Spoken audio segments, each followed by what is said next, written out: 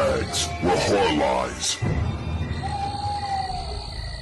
Hello and welcome to Body Bags. My name is James and I'm your Sunday night reviewer. And to finish up our love theme week, I decided to take a look at the 2014 movie by Moorhead and Benson, the creators of Endless and a few others which I'm blanking on now. But I decided to watch Spring. So we follow Evan. He's an American guy. We join him with his mother, and she's on her deathbed. She's dying of cancer. She passes, and then we're at the kind of the wake after the funeral, a very, very small funeral. It's basically we're just with our main character, Evan, with his seemingly kind of one and only friend. And he gets into this altercation at this kind of restaurant bar where he works with this kind of real douchey guy. And he ends up like punching him, beating him up, which results in him losing his job. He's kind of got kind of maybe some like anger issues and stuff like that. And his friend is like, look, you just need to sort your life out. You need to get away. To which he takes his advice. And he randomly wants to fly somewhere. He's like, where should I go? Where should he phone? He's phoning up like this travel agent. And he's saying Europe, and ends up being Italy. So he flies over to Italy. And he picks up with these two English guys, or British guys anyway. They're touring Europe, I think. Yeah, just all about like drinking, drugs and sort of thing. Not the ones that, oops, sorry, my camera's slipping. Not the ones that maybe he should be getting away, kind of getting away from his life to be with these sorts of guys. But anyway, he's having fun for a couple of days, and there is in this really kind of small Italian kind of village at the and by the seafront, a really beautiful place. And he meets this woman at the bar. She basically just wants to have sex with him. He's like, whoa, like a prostitute sort of thing. And it's like, starts talking with her, and she's like, whoa, I only wanted sex. And just, he wants more. He wants like a date and stuff like that. But anyway, like, the guys want to move on. And he's like, no, I want to stay around for a bit. He likes the place. He likes the woman. It's a very small place, so he's kind of confident he can see her again. And he actually takes up like this advert that's like pinned to this notice board in the middle of this town, and it's like work for rent, basically, like work for an apartment. Like, you come to work here for free, and I'll give you like food and board. With this old like Italian guy, he's got this kind of vineyard sort of thing. So it's he's there, and he starts to meet her more often. Different things happen. Kind of well, not really much to spoil you. Look at the cover, but she is not what she seems. She's this kind of I don't know if she has a real name. I can't remember now. Shit. I can't remember. It's very Lovecraftian. It's like, she's not Cthulhu or anything like that, but she's like, I don't want to call her a mutant. She's this monster anyway, and she's trying to control what her DNA is ultimately pushing her to become. It's like she has this, I can't remember what's this is. I'm full of facts here. She keeps injecting herself with these. Basically, it's like these. I think it's to do with like animal cells or something like that. It's like, and it's to control. It's like, I think it's like if she feeds it, she can control it. She keeps her human form. So I think it's something to do with that she's injecting herself with. Because we see at one point, like she stumbles out of his apartment. She's starting to change and that. And it's more things go on. Basically, immigration catch up with him because he shouldn't be staying there for such a long period of time. It's a very small town. They hear this American that's constantly hanging around, that's been there for a while. So immigration turn up and he runs to her place. Now he can see through a crack in the door. It's like there's been some altercation in the apartment, and he kicks the door down, and you have this weird kind of sea-like creature that vaguely reminiscent of our lead Louise. Sorry, I don't think I mentioned her name.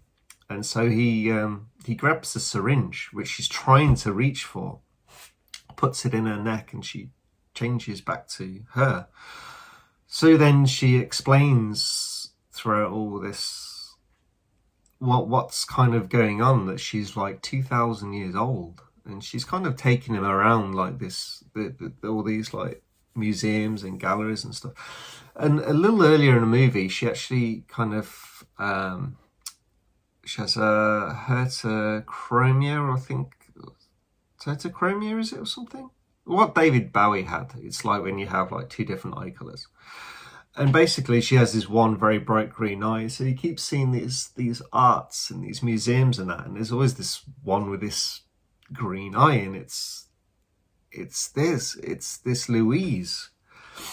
And yeah, so he decides he's in love with her. He's like, look, she's explaining all this stuff, and it's like, how do I break this cycle, sort of thing? How do you break it? And she's like, what? I'm not going to become mortal for you. Because she's immortal. And it's like, well, no. It's like, how does it happen? And it's like, they keep talking, and basically she needs to fall in love to kind of stop this cycle. Like love, when she's in love, it releases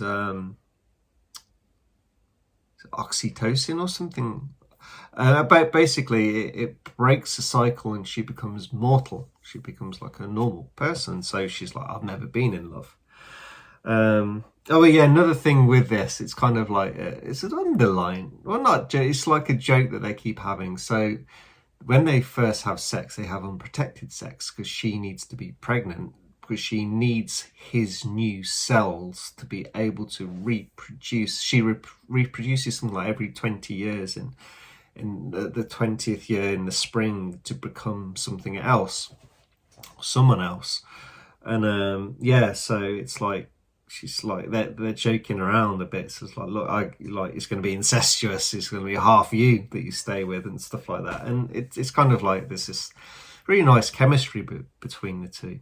But anyway, it's like she knows when she's going to change and stuff like that. And so it's like these last 24 hours, and it's like, do a road trip with me. Let's go together. And so they're just talking. She's explaining everything through her life. She takes him to meet her family, and it's at the site of Pompeii, and these famous like kind of bodies of people that died, and they're huddled up, and they've been preserved. And she points out, it's like, that's her mom, her dad, and her little brother. And it's like kind of quite sad, quite touching throughout this movie. And well, basically, like, I won't tell you the end bit.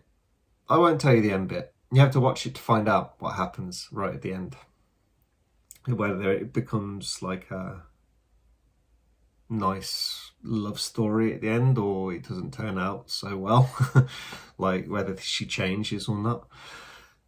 But yeah, that's the end of the movie. It's fairly linear compared to Benson and Moorhead's like other movies. It's like that they can be a little, you have to really kind of pay attention to what's going on. Not that I wasn't paying attention to this. It's quite a straightforward movie. Must admit, it's very light on the horror. It is. It's very much Lovecraftian romance. Yeah, it's it does feel kind of more like a romance with splatterings of Lovecraftian horror like spread throughout, and that's fine. It works well for the film. Yeah, it's an enjoyable watch. Maybe it's a tiny bit long for my liking. Probably because like how the film it is, it's like not not, I don't watch too many romance films, and this clocks in to like 109 minutes, so it was like, it's a little long, but there's plenty going on. It's like, you get a nice kind of balance and combination between Evan and Louise, our two main characters, and it's just a romantic movie.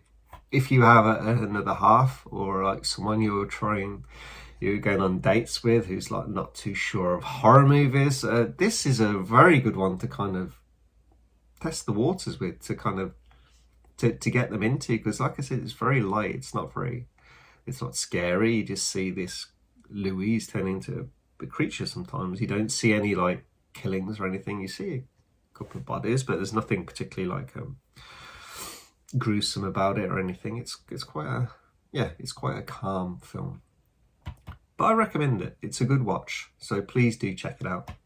Anyway, I hope you guys enjoyed this review, and I'll catch you next week. Thank you very much. Bye bye.